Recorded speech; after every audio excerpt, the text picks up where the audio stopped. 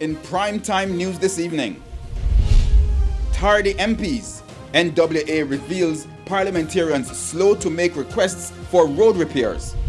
Devastating, coffee farmers highlight plight with the loss of the Gordon Town Road. And we need another stimulus.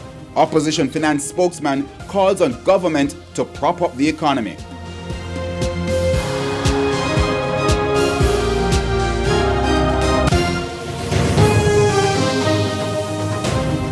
Good evening and welcome to Primetime News. We're live on air and online at onespotmedia.com. I'm Herman Green. And I'm Janella Precious. Also this evening, the Financial Week, Primetime Sports, Sports Commentary, E-Prime and Weather. But before the break, the feedback question. Our feedback question this evening.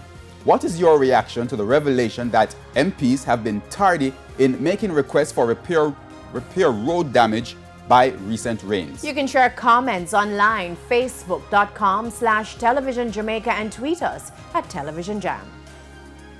Please stay with us. Primetime News returns right after this break.